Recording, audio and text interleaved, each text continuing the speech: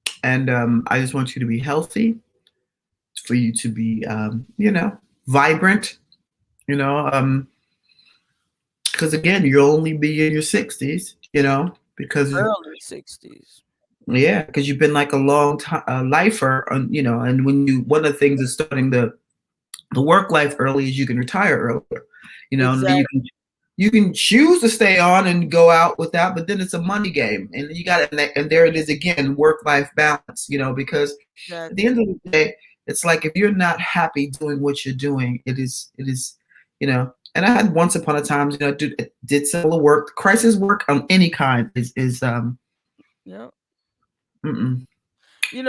They're about to give me a couple of things, assignments that I actually enjoy, or at least one assignment that I always break down to multiple assignments that I enjoy.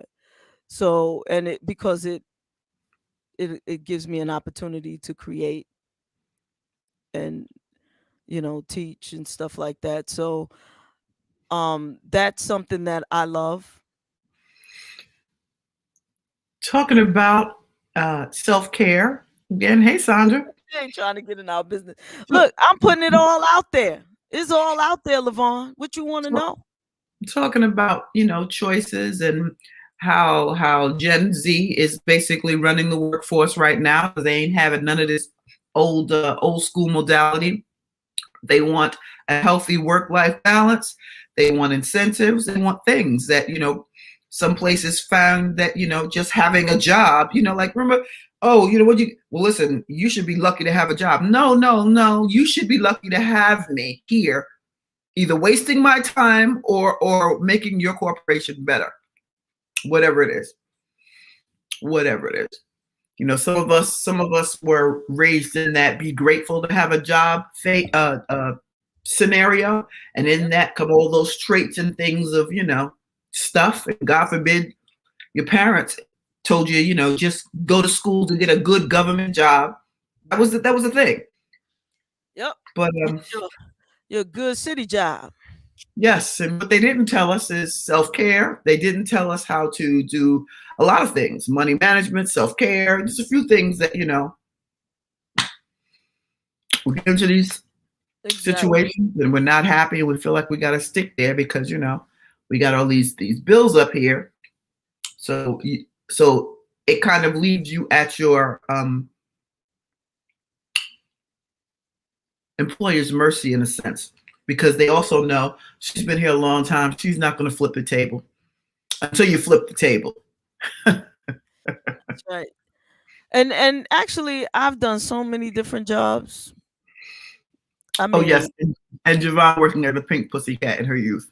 Yes, we did speak about that. I've done a lot of different jobs. A lot. A lot. And I have worked since I was 13. And they got me for 5 more years. It may be four with a possible 5. I'm gonna play spades with it. Okay. I got 4 and a possible. All right. And I mean, we'll see how I feel in 4. If I feel like taking that, that last step, I'll do it. And if not, I'll be all right. So that's how that's the way that's what I'm planning for. That's what I'm working on. And yeah, self-care is paramount. Something that I've been thinking a lot about and working on, trying to get better. What's really funny is that I do not fry any food anymore. It's not that I won't take a piece of chicken off your plate if you have it, but I'm intentionally not frying. I can't even remember the last time I fried some chicken or fried anything. Okay. So, it's just subtle, small changes. It's not like there's anything except sodas that I intentionally do not drink anymore. Although if I'm not feeling well, I will have warm ginger ale because it's a psychological thing. it just makes me feel better because my mom used to give it to me when I was a kid and my stomach was upset. So if I'm not feeling well, I go to the warm ginger ale only because of mom, right? And it psychologically does something. But other than that, it's tea. You know. So yeah. So Dr. Wendy Williams. Did I forward you her bio? Yes, you did. Okay, good. She's a pleasure. She's a pleasure. Are we there yet? She should be coming up in another 20 minutes or so. She's a joy, quite frankly, and she's smart, and she's got something to say. Speaking of self-care, gonna pose a question to the fam that I routinely ask my patients. Why we gotta be like patients and clients? Like, what's up with that, LaVon? But she always trying to get me on the couch, like to confess my dark, wicked, crazy mind. What have you done this week that was only for you? You know what? The phone lines are open. 347-996-5394. The phone lines are open. Well, I'll answer it. One day in particular, I came into my room, my quiet space, and I shut off all of the electronics. Actually, I just hit the button on the foot plug that controlled them all. And I sat there, and normally I can't do any more than 15 minutes or half an hour of meditation and breathing. I did a whole hour and a half. So much so that I found myself asleep. And just instead of getting up to go do what and busying my mind right away, I just grabbed a pillow, laid down, and spent about a good 4 hours uninterrupted. No dogs, no wives, no phones, no nothing, just nothing. And can I tell you, it felt like I rested for like 2 days for what I was feeling and carrying, So that's what I did just for me.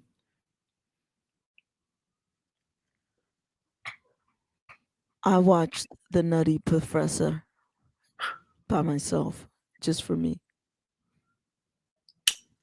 Did that bring you joy? Moving those ends, Although I just purchased, also just for me, a 10 movie set Jerry Lewis DVD, and I'm gonna one day just sit and binge watch some Jerry Lewis stuff. That I'm putting like that's like on reserve for a day where I need to just escape back to my childhood or something. I was going to ask you, was Jerry Lewis nostalgic for your childhood? Absolutely. Yeah, absolutely. So let's do a Black History moment. We really could have peeled an onion today because we got into it a little bit. JaVonne, no one buys DVDs anymore. I binge watched Chicago Fire Monday and Tuesday. Is that good? I haven't heard that. I haven't heard about that one. I think Cheryl watches that. I don't know. I'll be down here watching my DVDs and buying new ones. Okay. I'll be buying Blu-rays. How many Just For Me instances do we have per week? And if it isn't at least 15 minutes daily, we have some goals to set. My mother used to say that too, because at one point when I was working, I used to like to give my money away. So she said, well, what did you get you? She said, I don't care if it's nothing but a pair of socks. Please pick up something for yourself. And, so I've tried to equate things like I'm going to make my way to the beach. I don't know what day yet, but I'm going to make my way to the beach again. That was amazing for me, amazing. The best advice I had in a long time, because I've been wanting to go to the beach. But when I go And what makes me feel good is to bring the crew out. We all out there giggling all day and eating and, just being little munchkins. But going by yourself brings a different kind of solitude. And you could just breathe and listen, and depending on what beach you go to, watch and, just be out. And I like people watching anyway. I think people are interesting. I agree with you there. I like to watch people too. Yeah. Especially fine people. I don't have any conditions, just people. I'm just saying. But you know what? Unfine people are interesting too. But I prefer to watch the fine ones. That's all I'm saying. I enjoy watching all people. But the fine ones? See, we used to call watching the fine ones cruising in my day.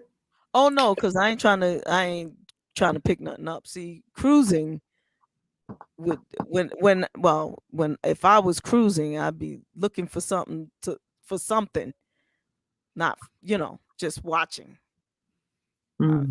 That was me, but no. I'm just looking like window shopping, just browsing.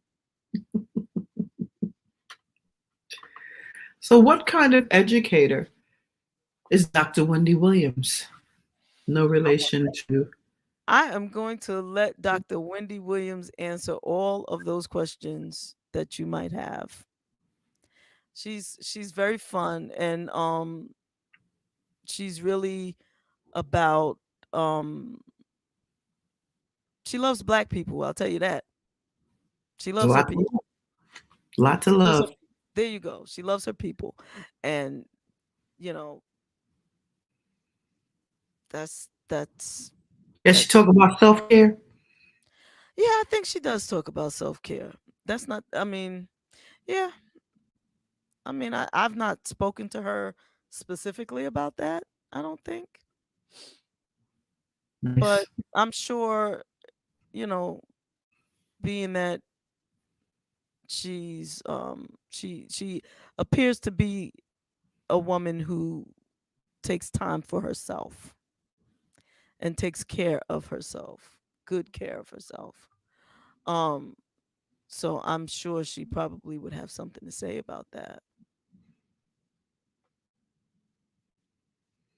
Yeah, last week I got caught in the storm, recovered from the store, and had to account for all of the loss. That aftermath is bananas. I get it, Misty. Boy, oh boy. Because it's bad if you had the storm, then you have to now do lists and things or whatever you're claiming if you're doing insurance. But make sure you get on that FEMA website. Getting through to them is going to be a very, very hard task, but make sure you fill out whatever forms you can, because New York and New Jersey states did declare it a state of emergency. And anytime they do that, for those of you who don't know, that means FEMA is now engaged and there's going to be some damages and stuff. And insurance companies are bracing themselves and all that other stuff. It's not just to say, and also they can govern the amount of stuff on the road unless you're essential and all those other things too. Exactly. Let's do a Black History moment right quick.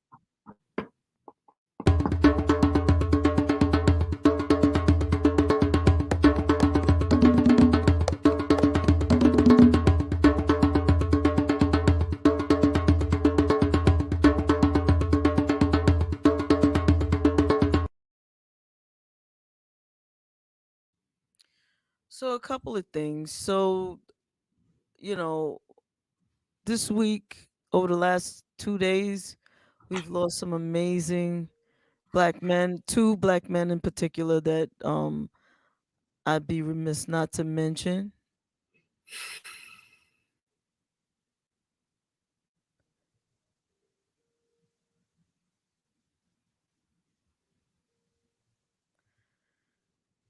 And I just wanted to give a moment of silence and acknowledgement. Both of them have their place in Black history. I know that you were close to Michael, and Archbishop Carl Bean and I stayed in each other's DM. The man believed in me, and quite frankly, I don't think I'd be doing this show today if it wasn't for him. I don't think, and not necessarily because he said, JaVonne, do a show, but so much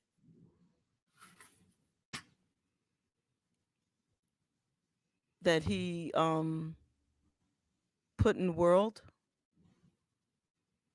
influenced me to write the songs I wrote, the gospel songs that led to this, that led to that, that led to the next thing, that led to the next thing. And so, and also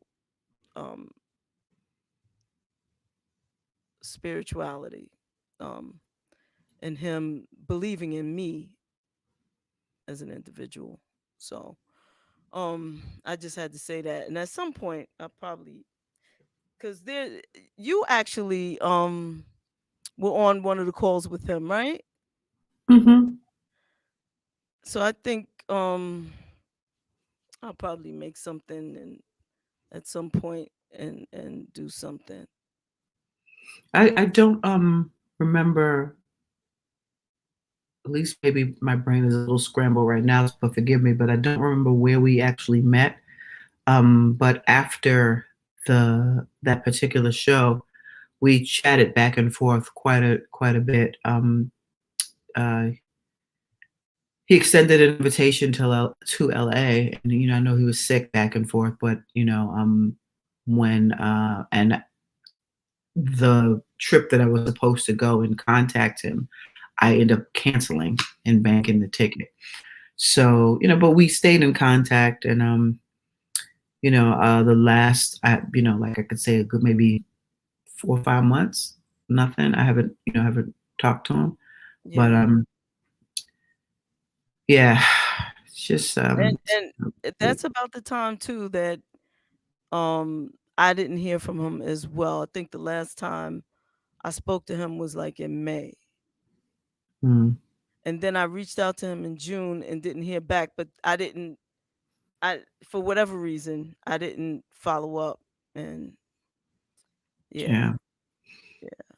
So yeah, it's just a lot. It's just been a lot. Also, this week,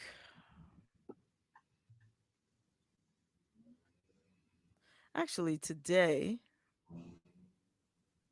is the anniversary of the death of Dorothy Dandridge. She died September 8th, 1965. Beautiful, beautiful, beautiful. And today, something monumental happened in Black history. A statue of Confederate Commander Robert E. Lee was removed from its base in Virginia on Wednesday after a year-long battle over a monument that has been the focus of protests over racial injustice. Crews took down the 21-foot bronze statue of the pro-slavery general dressed in military attire and mounted on top of a horse from Monument Avenue in Richmond, a former Confederacy capital. A crowd was on hand Wednesday to mark the moment. It's been a long time coming. I'm a native of Richmond. I've been here all my life. I'm 60-some years old. And so I've been passing through and seeing this. But to finally come down, man, it's a moment of joy for me. Installed in 1890, the towering memorial sat on a 40-foot granite pedestal and was one of the largest Confederate statues still standing in the United States. Statues that honor leaders of the pro-slavery Confederate side of the American Civil War have become targets of protests against racism. So we're taking it down. Governor Ralph Northam, a Democrat, announced plans to remove the statue in June of 2020, 10 days after a white Minneapolis policeman killed George Floyd, who was black, sparking nationwide protests. The removal was challenged by nearby residents and a descendant of the family, but last week the Virginia Supreme Court unanimously ruled in 2 cases that Northam could take it down. The base will remain in place as the community reimagines Monument Avenue, and the statue will be kept in a secure state-owned storage site until a decision on its future is finalized. During the last 6 years, more than 300 symbols of the Confederacy and white supremacy have been taken down, while some 2,000 still stand, according to the Southern Poverty Law Center.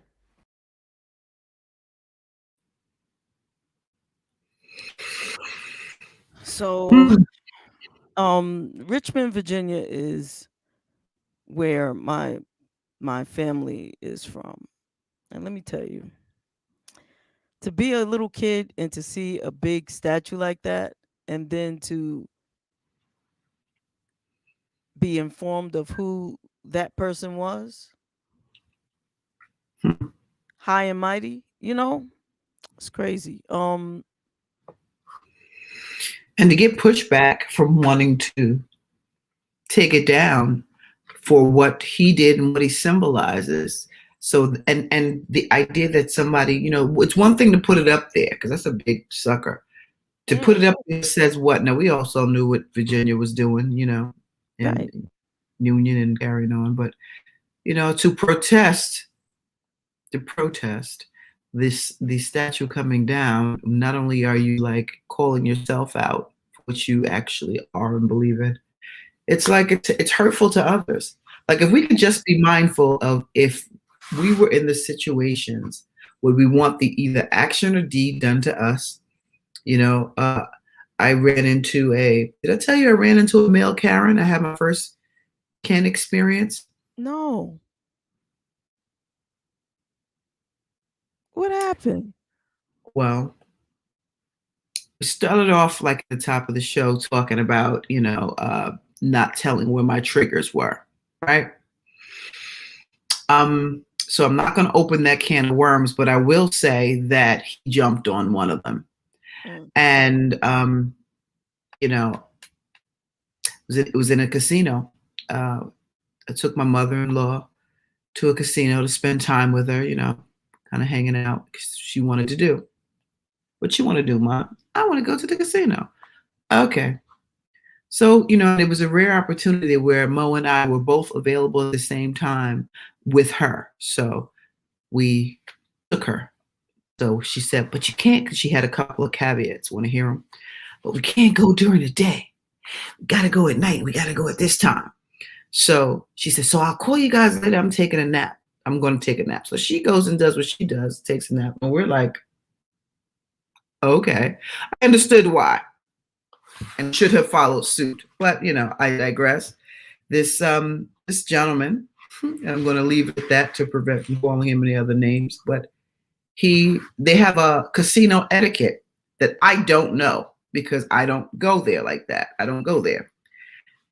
If you're standing behind somebody, not directly behind, but, you know, if you're standing behind the area of somebody playing, when that person gets up, you're next in line for that.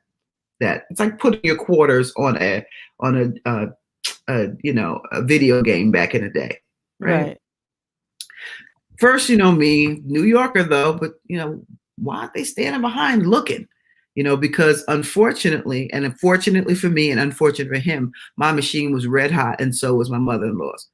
Red hot. They were just paying out. And I was sitting there like, hey, what does this mean? You won. That's, you know, it was just, we kept going back and forth. I said, did you win? Yeah. I was like, we just kept hitting these two machines that were sitting next to each other. So she needed change. So she said, I'm gonna leave my bag. You could either play my machine to keep it moving, or I'll leave my bag here and I'll be back. Just watch my stuff. I was like, you sure you don't want me to go? No. You know, 'cause she's not new at this. She's true to this. So when she got up, he says, excuse me, are you leaving? She says, I'm going to get changed, sir. I'm not actually done with the machine, you know. Before she could actually even get it out, he starts to scream at her.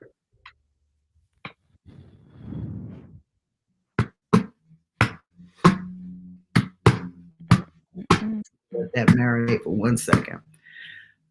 Wow. My head spun around like the girl from The Exorcist. my head spun without my body attached to it. Because first of all, I was like, what's happening? Because he rattled a whole different cage, right? And then he's still, that's not what you're supposed to do. That's against the rules. And da da da. He starts screaming. So then I had to go into my bad language box, and and he made some threats. So I was like, really? And that's when it was all. So I had to just I told him one good time what I would do to him as he scurried off to go get the management. I said, you go get him, but make sure you come back with him. You come back with him. Needless to say, the man never came back. And the people that were waiting on the wall, fuck it. They weren't interested anymore, right? Just let them. I cleared the wall. And the unfortunate part about it, there's pros and cons to every situation. I could go back to spending time with my mother-in-law and we could be good. And we did do just that. The con of that would have been me acting a complete fool and not being able to go back in there. Okay, so that's not the biggest deal.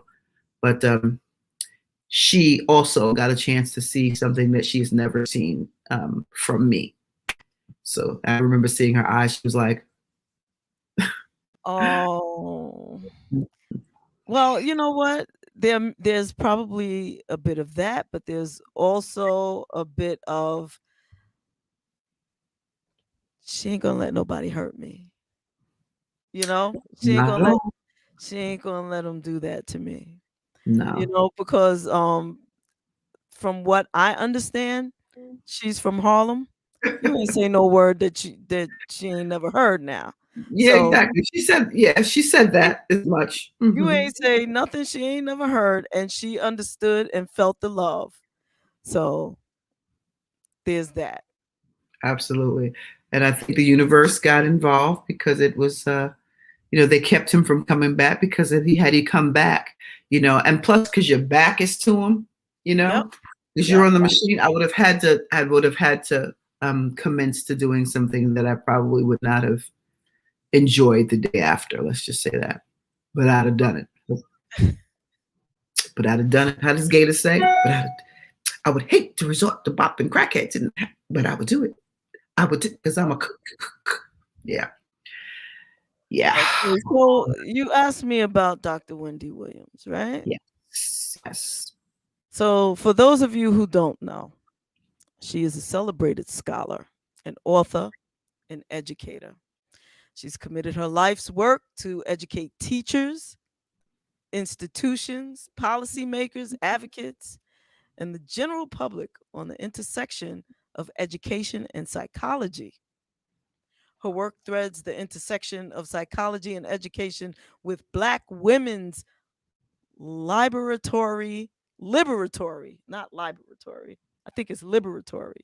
It's like liberation, Anyway, that's why she's so much smarter than me, because she knows words I don't know. Yep. Leadership practices by which to understand our everyday life and lived experiences. Utilizing a critical race feminist lens, her work responds to the following question: what lessons can be gleaned from the life experiences of Black women in life, love, and relationships to inform their liberation practices, particularly in education and leadership development? Look, man, she's smarter than me. That's all I got to say about that. She's freaking smart. She's cute. She's smart. She's simply beautiful.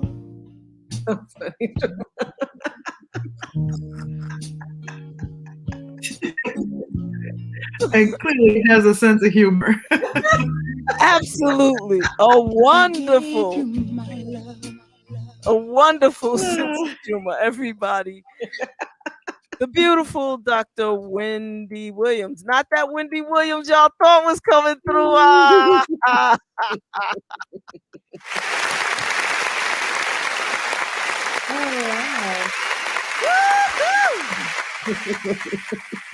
Awesome. Dr. Williams, how are you?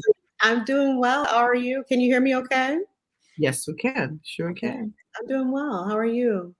I'm well. Thank God. Yes, Wendy, Terez, Dr. Wendy Williams. Nice to meet Nice you. to meet you. Nice to meet you. Nice to see you again. Good to see you too. Who knew? Who knew? Who are you, JaVonne? Who are you? What is going on here? So Terez was asking earlier, what type of doctor are you? What type of, not doctor, what type of educator, I think was the question. Yeah. Well, so I'm a psychologist. So technically it's a doctor of philosophy, but I was trained as a counseling psychologist. And so I taught, I'm not saying even better. Go ahead. Oh, even better. And I've taught in higher education, teaching people to become therapists and counselors and things like that. And right now, my work has me also preparing folks to become teachers and educational leaders, like principals and things like that as well. So mostly higher education, but looking at preparing people to teach and interact with folks across the arc of human development from birth to death. Mm-hmm. Is that a concentration on people of color or just in general? My particular scholarship and work and what I talk about focuses on Black women and girls. I'm always committed in thinking about the ways that Black people's experiences can help us to understand what might be happening for other folks, but also appreciating that we have to explore everybody's experiences specifically. So I'm thinking, for example, of when we were talking about, the racial reckoning, people have called it that this past year, and that it was naive and immature, I think, of us to think that we could look at the experiences only through the prism of Black people's experiences of that. And I think that when we saw that Asian hate come through and how, folks were targeted with different life histories with colonialism and experiences in the US and across the globe and US imperialism, that's just going to be a very different experience with race and racism. We might share some common challenges, some common enemies around white supremacy, but we experience it differently because of how white supremacy perceives each of us. And that even affects, is the difference with regard to how that happens with gender as well, right? We know that Black men and women are going to experience things in similar or different ways. We know that Black trans folks are going to experience things even similar in different ways, and that Black trans women experience things even specifically because of the ways that they're violating gender norms around masculinity that really mess with people. So, there are ways in which you could think about everybody's experience, but I do believe, I was just talking to a student just when we got off the call, she's working on her dissertation, and I was telling to her, it's okay just to talk about Black women's experiences because that's really the one that and you don't have to try to, nor is it respectful for you to even begin to think that you can speak for everybody else because you really can't. So, stay in your lane, and you can give a nod to everybody else that you appreciate and respect their journey and their struggle, and that you're in solidarity while not trying to lead that particular fight because that's not your role. Right. Just like we don't want people leading our fight, right? Like I need to be leading my fight. I don't need anybody else to come do that and maybe do it, misinterpret my intentions or what I want. Yeah. Right.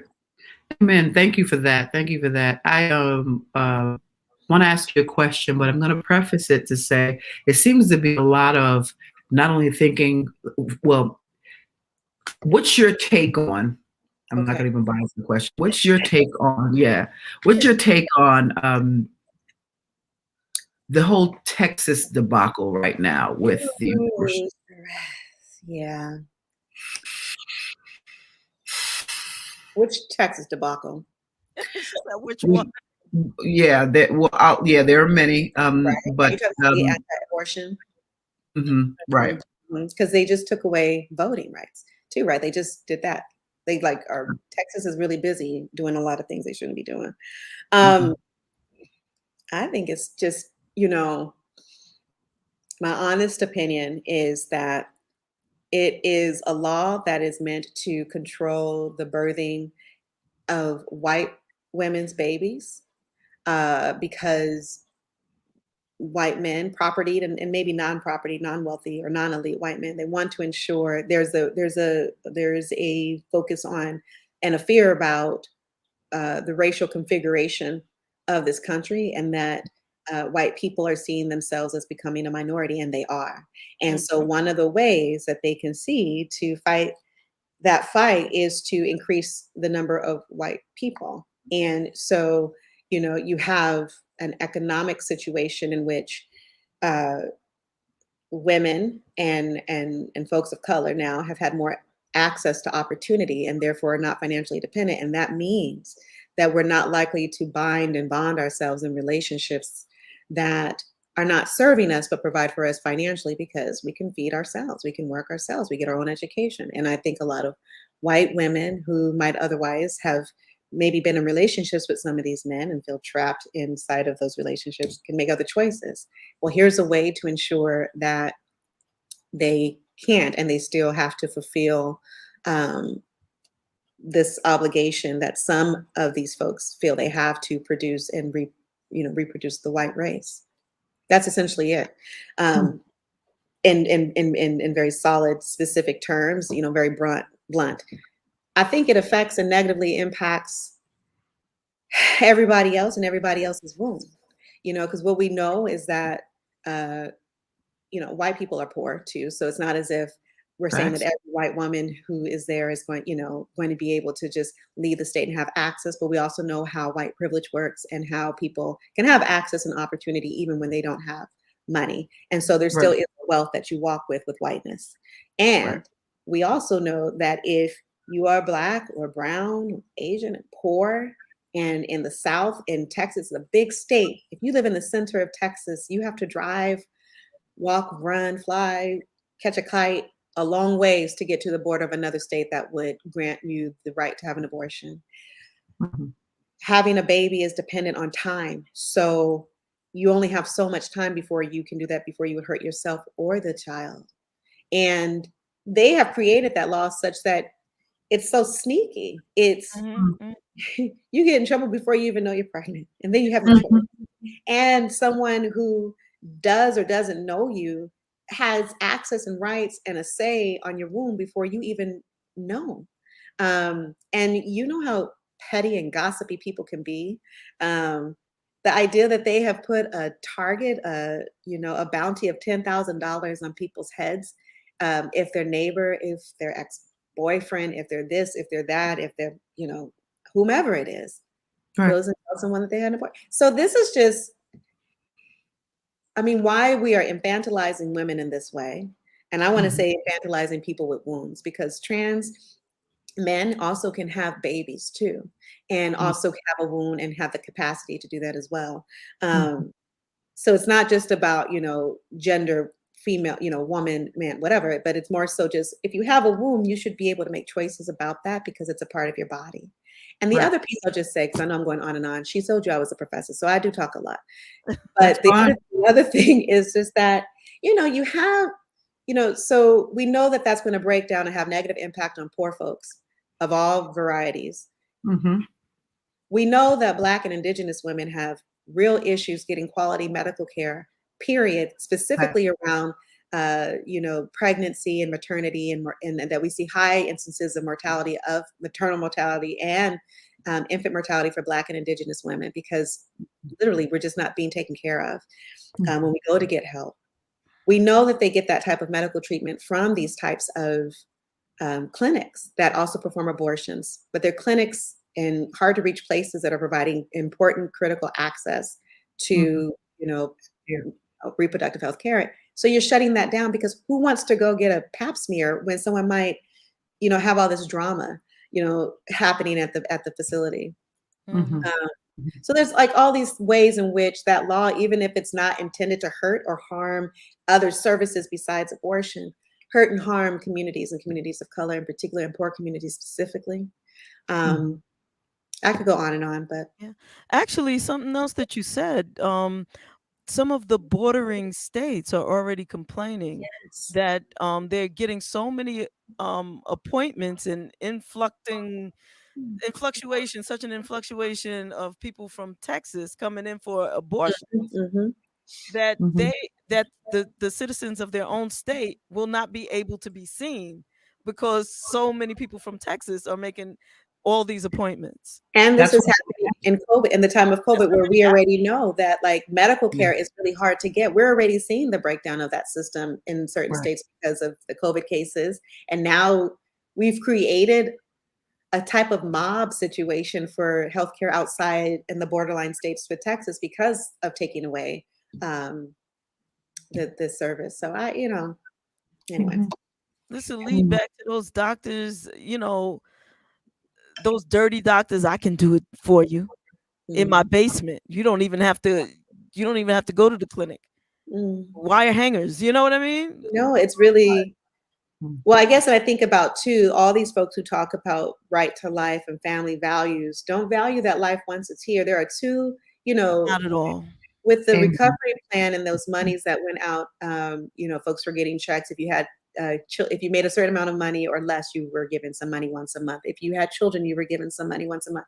Someone said that was the best anti-child poverty policy that I had ever seen. We literally we want all these kids to come, but once they're here, we don't think about the mental health of their parents and their families. And I know JaVonne is a social worker, so you know exactly what happens when folks are not able to, be of right mind and spirit and heart with a new little one. I don't know if y'all are parents, but I just visited with my sister and my 4 nieces, and they are a mess. And you have to have a lot of love and patience. The oldest is 12, the youngest is 6. I'd be like, if we have to put another goldfish, I'm gonna just blow all my hair. But you have to have a lot of love and patience.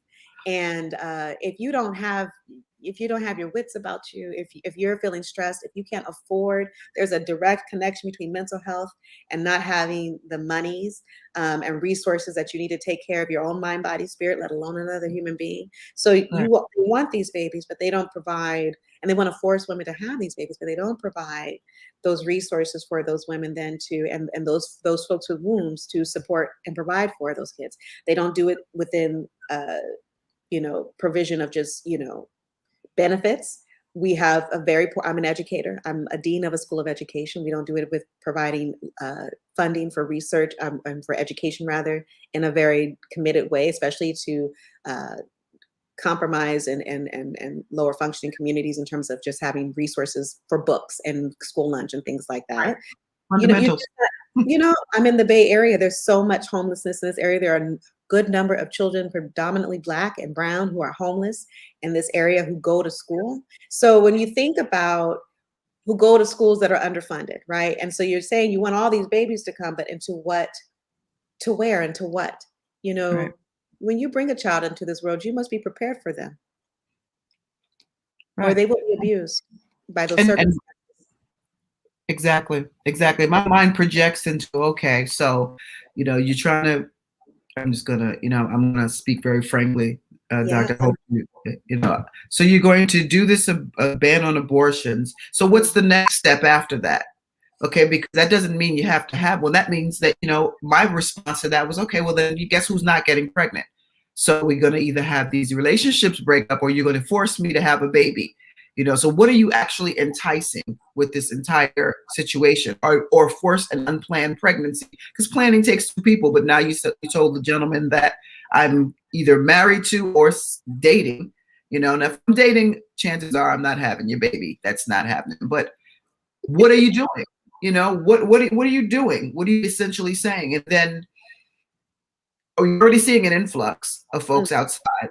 Then you ban their travel. You tell them also, if the people that can also be fined are the cab drivers and the Lyft drivers that bring you outside of the state or bring you to facilities, that's some level of control and petty control that, it's The Handmaid's Tale. No. It's the Handmaid's Tale. The Handmaid's Tale. It absolutely is. And it's like, it's funny because my wife wanted me to see that, and it starts off very slow for me. You got to grab me, and she kept saying, "This is what and she'd wake me up because she did the binge watching thing, and she'd go, "This is what's gonna happen. I'm telling you, this is coming. And So now, Texas is the governor of Texas, the brilliant governor of Texas has an answer for you, Terez. What's coming next? Because people are complaining that, you know, young girls get raped and then you're forcing them to give birth to their, you know, abuser's child, and there's incest, and you have to have your uncle's child, and, you know, so the great governor said, we're gonna get all the rapists off the street, and everybody clapped. But that just translates into Black and Latino men going more to jail. That's all that translates into, more aggression and targeting on our communities. Because that's who they think the rapists are. That's exactly who they think the rapists are. By far not the case. But, you know, that's who they think they are, and that's what they're going to. That's right. Exactly. And it's like this vicious circle, like you said, you know, you lock up the Black men, thereby lowering the amount of Black pregnancies. While you're forcing white girls to have babies, thereby increasing their volume. That's exactly what I've been saying. It's too late. It has nothing to do with protecting Black fetuses or it has nothing to do with that, and it has everything to do with trying to increase. It's a power grab again. It's just disgusting. These people disgust me. I'm sorry, it's just me. There, she said it. Thank you, JaVonne. Like, oh man, it's just so much, a lot to take in, and you know, and I just, you know, just hands off my body. Don't regulate my body. You know, let me do that. They're never regulating their own bodies, and we know traditionally, like I said before on this show, women's studies, they just started really giving a hoot about clinical studies for women where it comes down to medicine and things like that. They don't have it traditionally. They don't have it with this damn virus. We don't know what it's doing to our bodies, but yet it's always like, do as I say. And, you know, it's been a man's world, James Brown, for a long time. But I just want to say, look at the condition of it. And at what point are we going to stop and make other decisions? I don't know. Well, yeah. I don't know. It's pretty sad, Doc. We've seen. Oh, go ahead. No, please. I was going to say in New Zealand, though, that women's leadership has been so critical to showing us a different example of sanity and just like common sense. You know, COVID is coming. Close the borders. COVID is rampant. Pay people and stay at home. Make sure that they eat and they're comfortable so they can stay home and not spread the disease. You all are doing well. Come on outside. Still, nobody can come here. You know, I live in the Bay Area. I'm not in San Francisco, but Mayor London Breed is the mayor of San Francisco. We went to college together. She shut it down. She told people as soon as she learned what was going on, you need to go. She went on and did a news conference and said, you need to figure out what you're going to do with your kids if you absolutely cannot stay home from work, because they are not going to be able to go to school. I'm giving you a week to figure it out. It was a very specific type of leadership that is necessary, where she had a sense of what are the life experiences that people have to plan for so that we can actually do this in a real way, not just say, well, I just shut it down and then that's it, as if that actually answers anything or does anything. You can say that, but if you don't have a sense of what people's lives actually entail, and if you don't care, then you don't think, because in India, they shut things down right when the Delta virus started spreading. But people, I don't know if you've ever been to India, people work and live in the cities, and then they're off in the villages. You know, they're coming off in the villages. They get there by public transportation or, you know, community routes, or sometimes walk. It's miles, hundreds of miles, or not hundreds, I'm sorry, but it can be many, many miles, many hours of time to try to do that. And they sent folks during a global pandemic with a very more contagious variation of this virus, walking home in groups together. Of course it spread like wildfire and killed so many people, because that government, the leadership, very similar to the leadership we had previously, just said, we're just going to shut it down. And like that answers anything, as opposed to saying, we need to get home safely. We're putting buses in the cities. You're going to get on, you have to wear a mask when you're on the bus. We're going to have organized going into this area, and this area. You might have to walk a bit more when you get, just to organize it and to have some structure there. But you'd have to care. You'd have to give a damn. You'd have to have a sense of like, how do the decisions that I make affect other people? You'd have to start there. That's if you have the input of other people around you, because part of the government, you have people just like you making decisions for the entire country. And quite frankly, it'll never make sense to anybody's culture. This country is so vast and diverse. I mean, literally, y'all are sitting over there just swimming out of what just happened. And I don't know, Terez, are you in New York? Oh, yeah. So just swimming out of what just happened last week.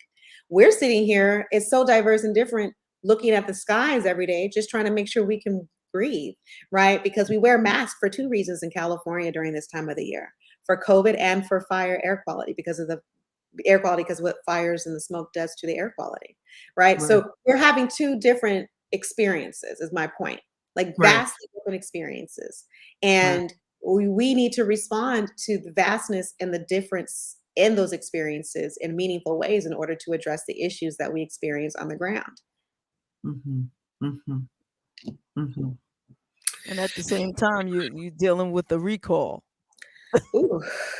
Traumas and triggers. I mean, when I opened that ballot and I saw like almost 50 names, I thought, you've got to be kidding me. There were too many names. I mean, it's all, I think, so here's my thing. I'm excited to be here because I know I can like talk real talk.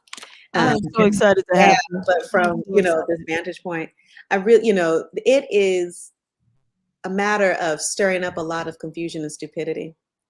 And because we've not done a good job of educating our young people from very, very young, so that as they age, the ability to really be a critical thinker and analytical thinker has been, it's been undercut. And so we then are living with folks who are vulnerable to the circular thinking of conspiracy theories. And that is the vulnerability that we're really grappling with right now. There is a literacy around making sense of factual information that we have missed the mark with on a large scale. I'm sure there are we have a school here at my college, we have a children's school, 0 to 10. We teach critical thinking skills, sure. So pockets, absolutely, where that's happening. And at the same time, on a wide scale, there's no way that we can get to where we are with this much misinformation and manipulation without having educated people to think critically. That should be foundational, fundamental. It should be the starting point of what we do. Once a child can start to make comparisons, that's age 3 and 4 years old, you start putting them in situations where they have to really grapple with what's in front of them and make sense of the world with that. We don't have that capacity right now, which is why people think that 5G is somehow connected to a coronavirus vaccine. And that circular thinking is just going zoo, and it goes all the way up crazy to nowhere because it literally isn't connected. But folks are very, very vulnerable. Our communities, our society is very vulnerable because we have not taught thinking. We have not taught people how to make sense of information and to verify. I know when I closed my Facebook account because I got tired of the trash. But not everybody did, because they didn't distinguish it as trash. And they shared it instead. Yeah, there's a lot of trash out there, and I just, it's interesting. And you said something that I want to piggyback on rather. Information and critical thinking. And from my scope, just from my lens, I watch certain things, information. I try to go research them. But when you have something that has been researched, and then 5 seconds later, there's another thing that is completely opposite of what has been researched, and now they're saying this. Like for this virus, honestly, I'm so sick of them people. I'm so sick of the people, the reporters. I'm sick of Fauci. I'm sick of Trump. I'm sick of all of them. Okay. I'm sick of Joe Biden. I'm sick of Kamala Harris. I'm sick of all of them. You are now becoming one of my family members.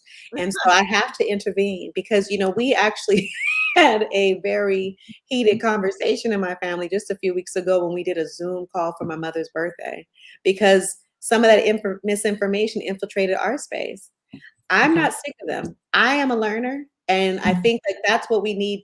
That's what I feel like we have missed in our society, in our country, is like really helping people to be constantly in the posture of learning.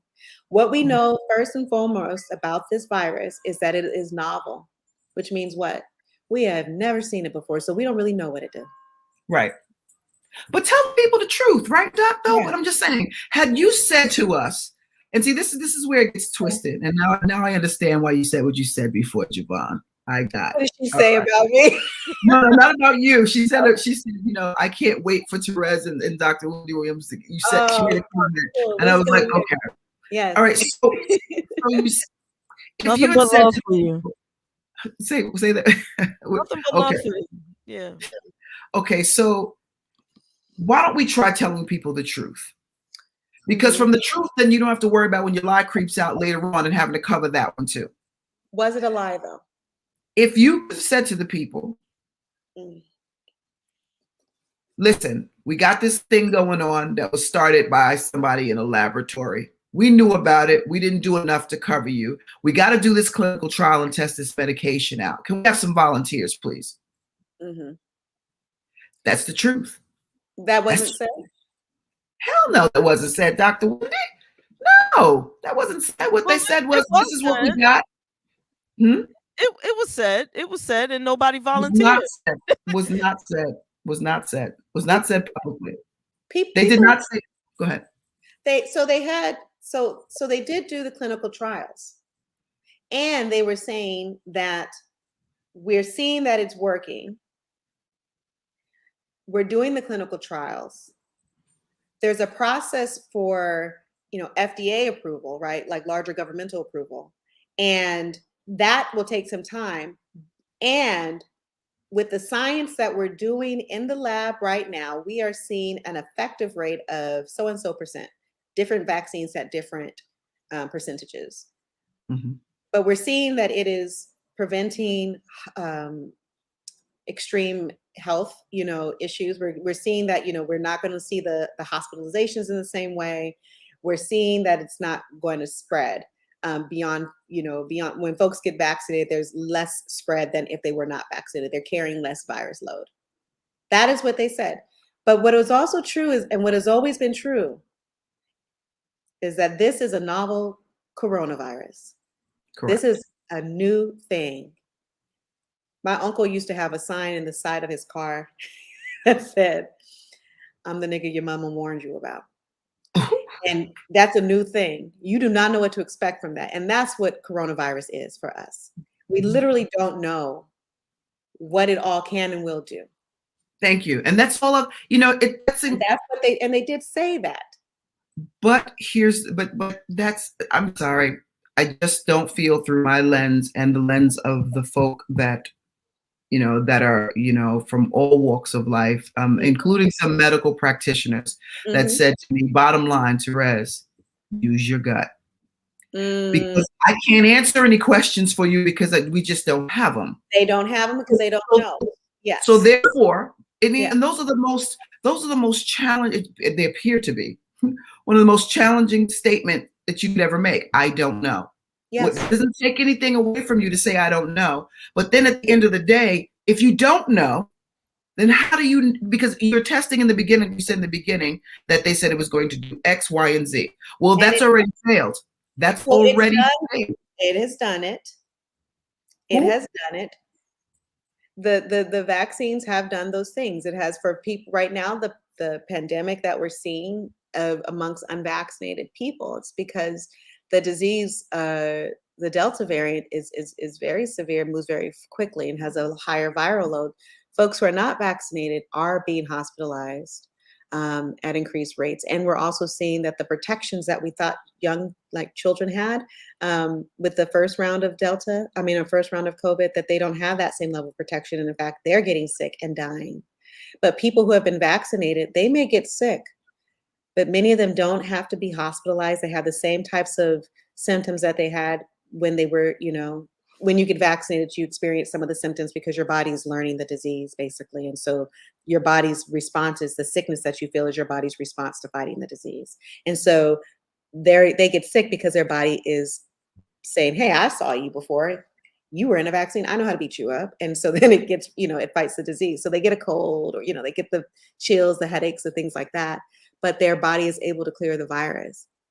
what they're learning is that that immunity, that you need to spread the immunity over time, that you have the initial shot, and that perhaps, for example, we should have got the second shot 6 months later instead of just a few weeks later, or things like that. And those are the parts of this thing being new, where they're trying to figure out the formula for it.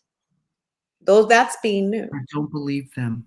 I know you don't. don't. They don't account for things that, when I think about what's going on in Israel right now, they have one of the highest vaccinations of any country. Yeah. And they also have a very, very high number of people in hospitals right now. And everything that you just said, Israel challenges the entire thing. There's no answer for it.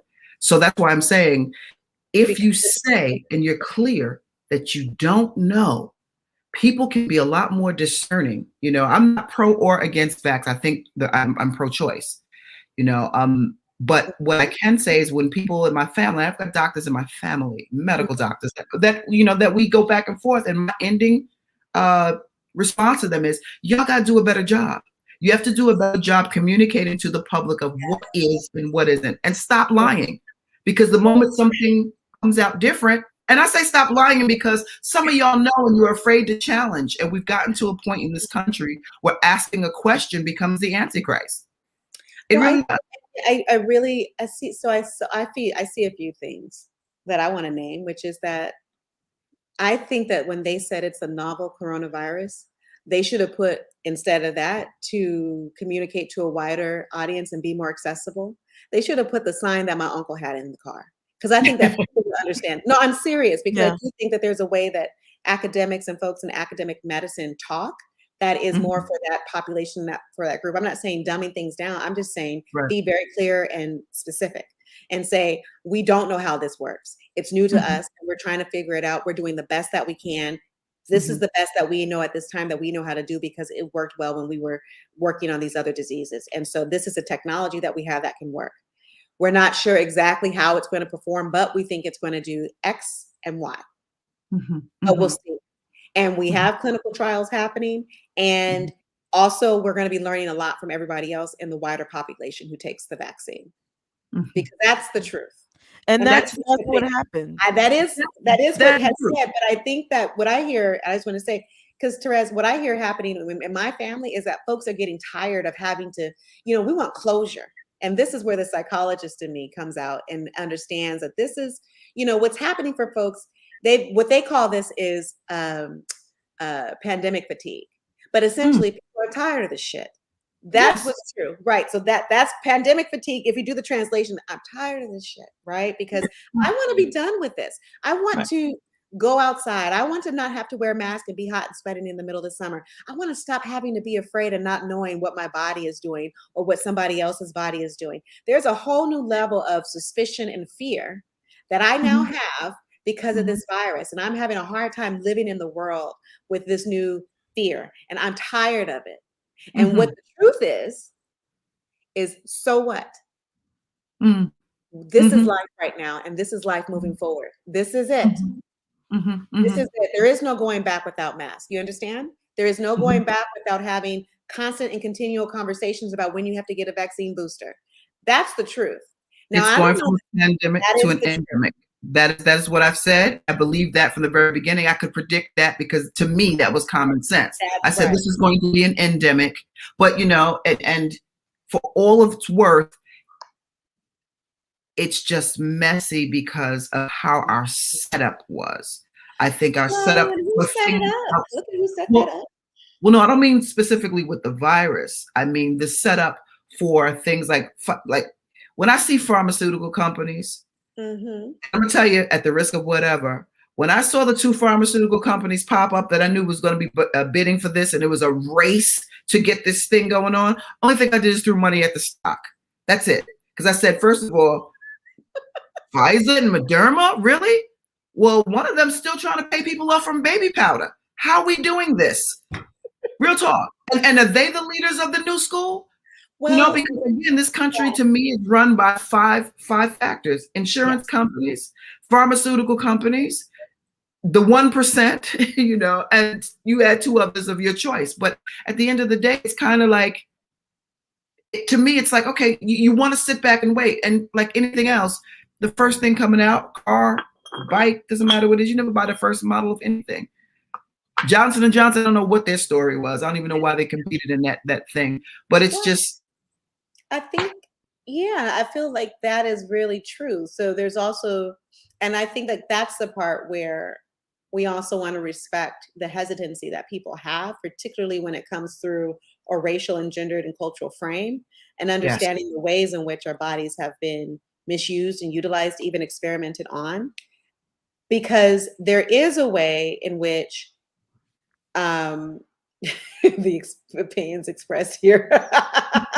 Okay. We gotta do that. We don't want to put my uncle's but I like that expression. He's a mess. But anyway. I like that. There is a way in which the, we have to navigate with the truth of that too. And I feel like that's the other thing that people are tired of. I feel like folks are tired of having to hold themselves accountable and responsible to many and multiple obligations and competing obligations and factors for their time, resources, and attention. We're exhausted, and we're exhausted, and it just doesn't matter that we are exhausted. We're exhausted, and so what? You're exhausted. You have to still go. And so that's where we are. We don't want to have to think about what happened with, the Tuskegee experiment, the experiments on Indigenous and Black women's bodies that are the foundation of Planned Parenthood. We just started talking about abortions, and here we are with this other piece, which is that the hesitancy around vaccinations is very much related to the experimentation on our bodies, women's bodies in particular.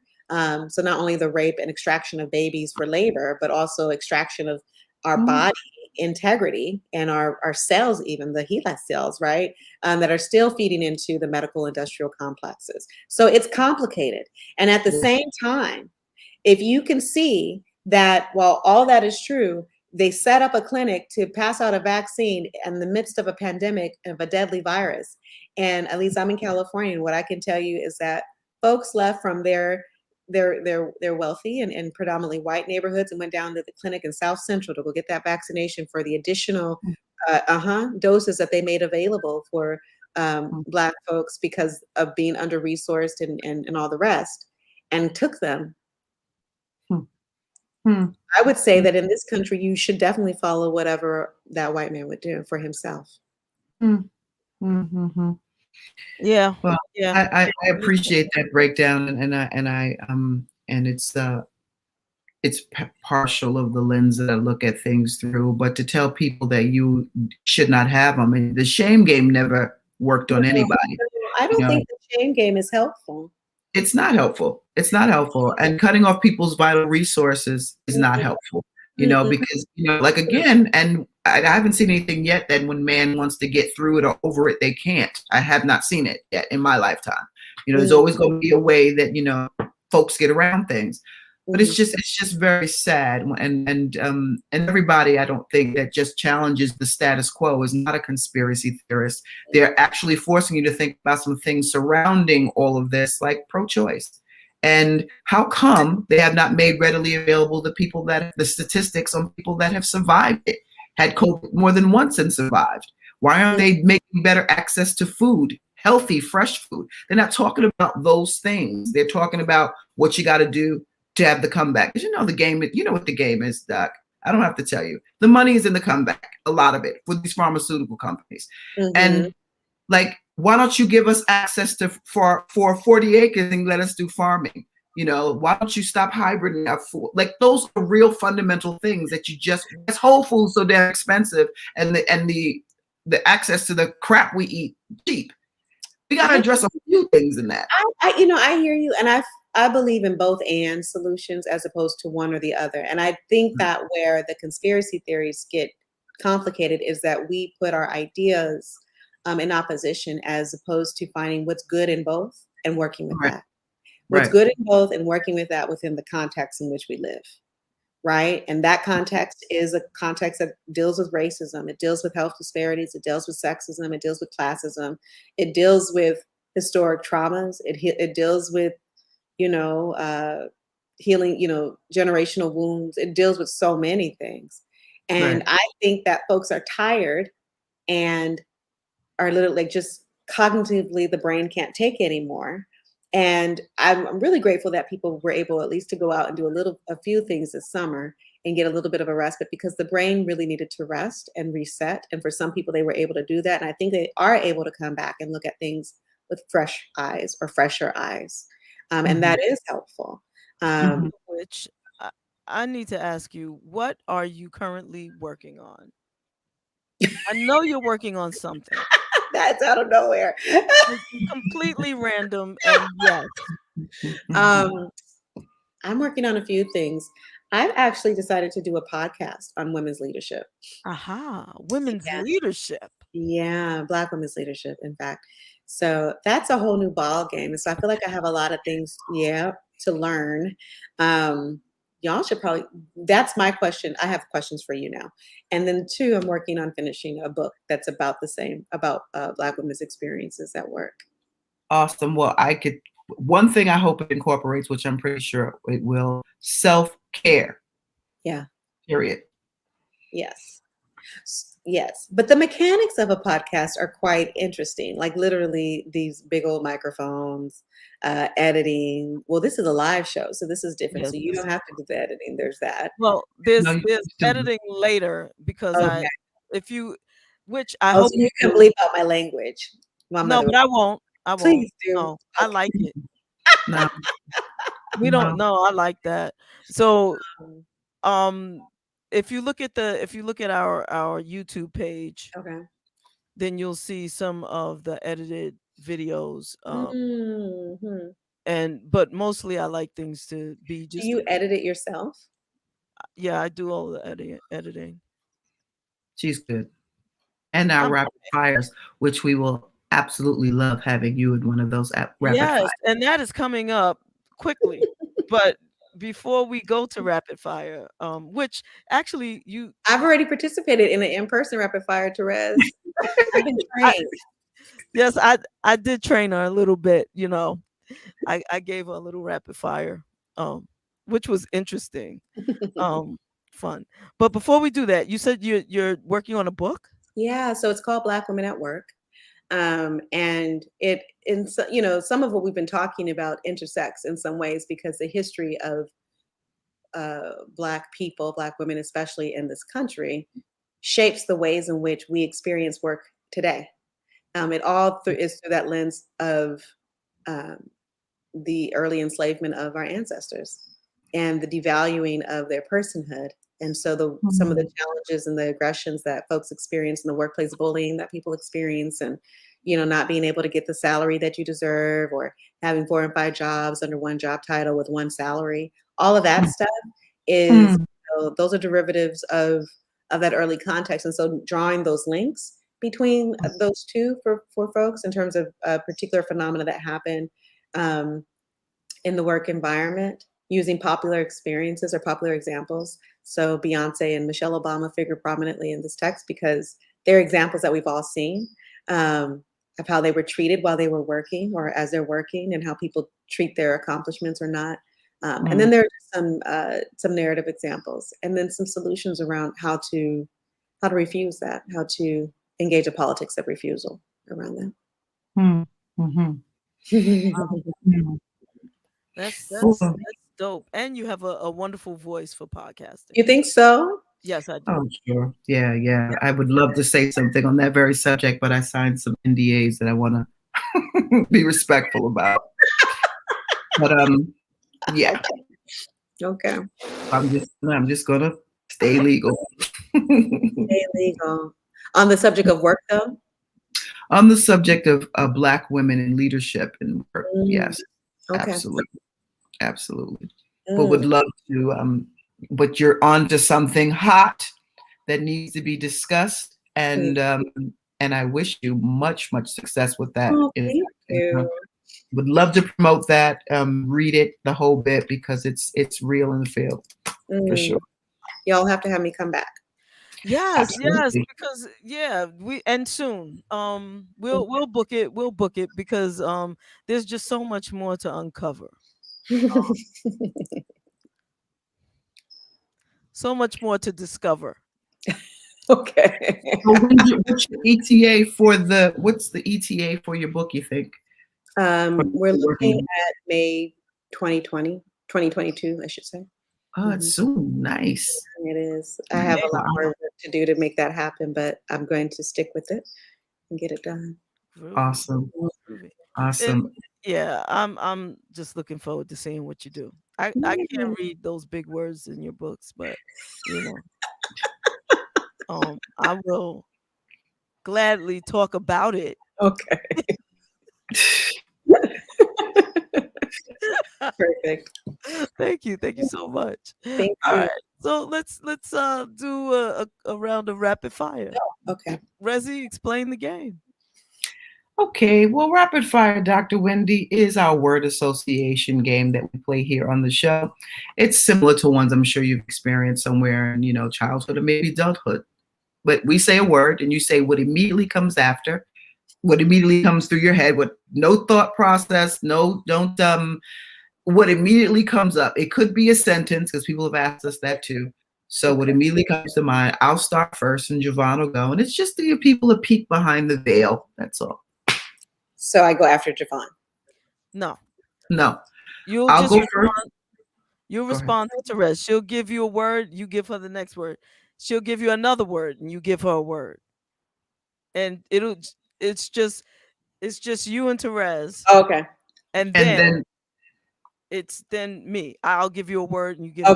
So I'm the only one we're going underneath only my veil. There you go. Right. When we went before, we went under a couple of veils, but only yours. Okay. People already know that we are clowns. They already know, but your veil, they already know. Let's do it. All right. So, and some of this is going to be some subject matter. You've done some triggering, which is good triggering. So I'll start with the first word. The first thing is what comes to mind when I say nonprofit industrial complex? Big brother, big sister. Black community. Love. Socialism. Food. Education. Life. Indoctrination. Religion. Peace. Peace.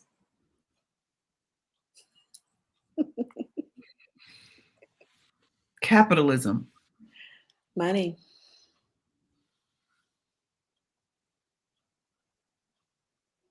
Community. Love.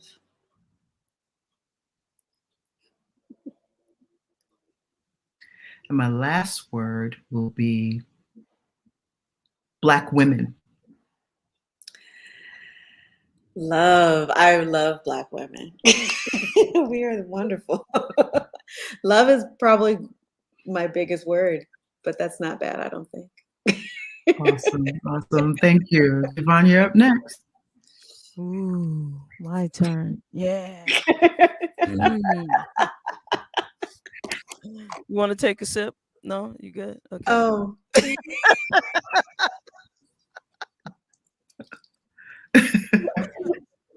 Okay, you ready? Mm-hmm. LGBTQ. Friends. Family. Ooh, family. I don't know. Nothing came. Stepmother. I don't have one. Okay. I don't even know why that word came out, but yes. Okay. Laughter. Friends. Harmony. Peace. Outdoors. Ocean. Perfume. Rose. Candle. White. Bedroom. Dark. Shaka Khan. I feel for you. Thank you. Thank you so much. I think I love you.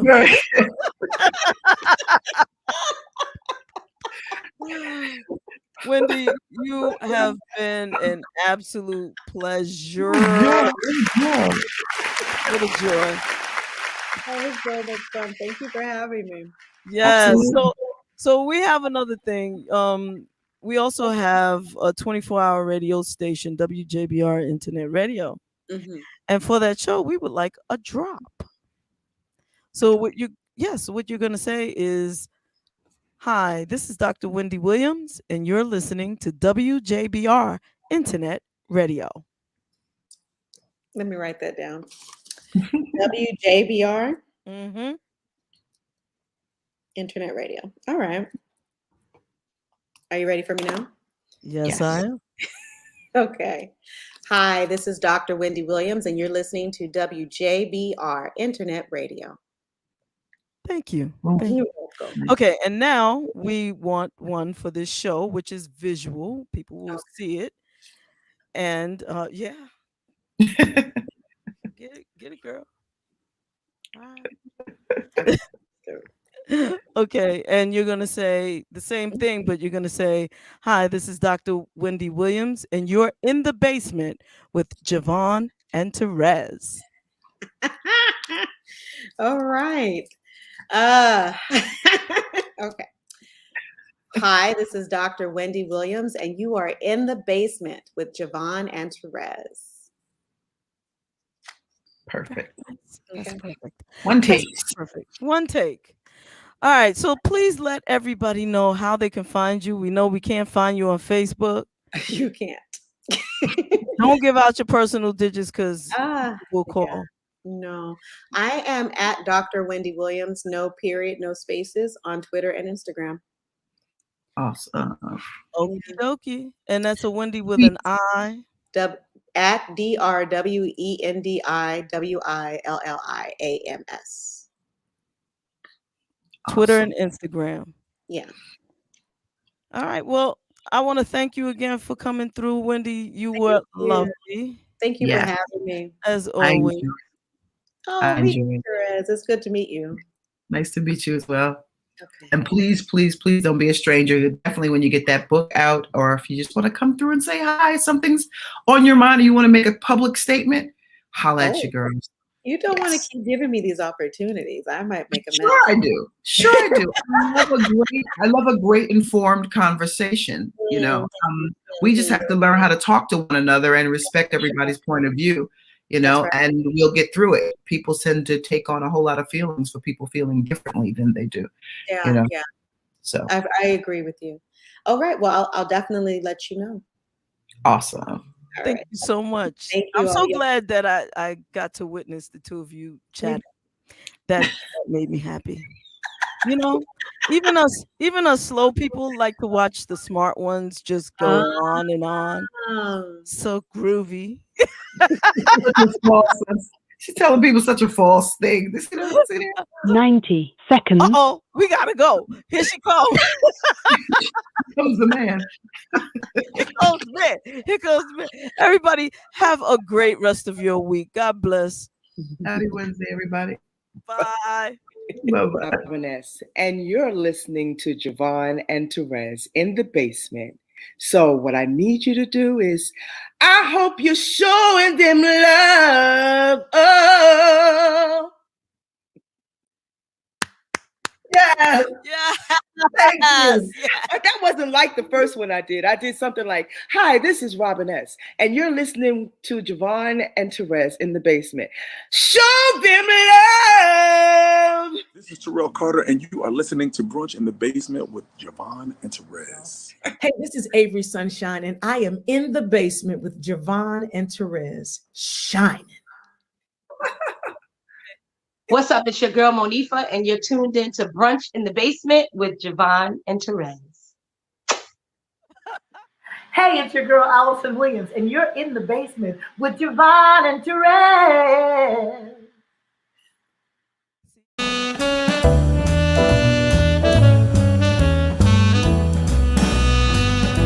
Hey, this is Wendy Williams, and you're listening to Brunch in the Basement with JaVonne and Terez, playing my kind of music.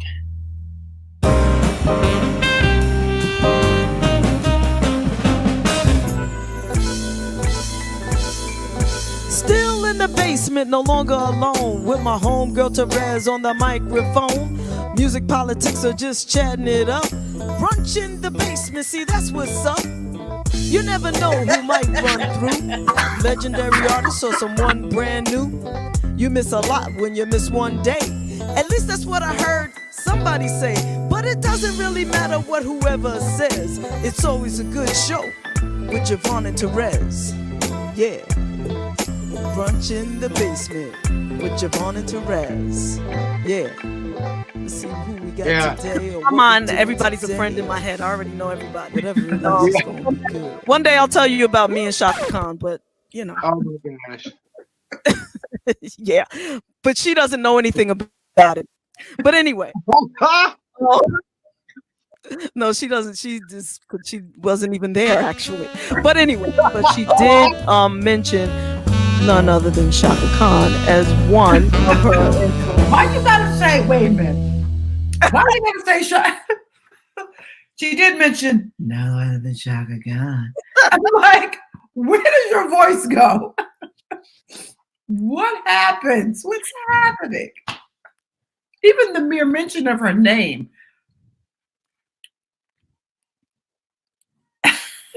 Silence. Oh gosh. Would you believe I'm blushing? Just yes. Hard. You're speechless blushing. That's the thing. Speechless blushing. Rezzy, I can't help it. There's a Shaka rehab, you know. If there's a cure for this, I don't want it. I don't want it. Our senses, though, Jay. She's got our ears and I'm gonna send y'all some perfume. I'll definitely get an address. I'll send y'all out tomorrow. You can send me some cologne, because I mean, you know. Yeah. Just in case I should meet Shaka Khan, I want to smell really, you know, nice. Oh God. Okie dokie, babe. Whatever you say. I just wanted to wish everybody a happy Shaka Hanukkah. All right, thank you. Let's carry on. I'm sorry. I had to. JaVonne, there's a pill you're going to be able to take for that. I promise not to tell them which way you went, but they're coming for you.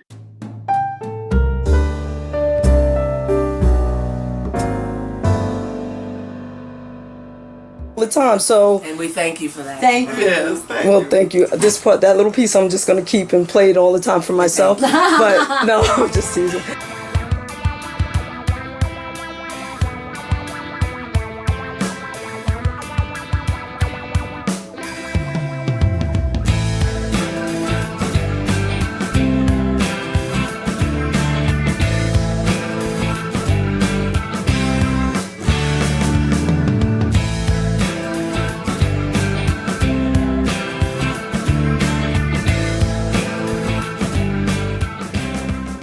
And I think it's time, Terez, to do a little rapid fire with Mr. Richard Pryor Jr.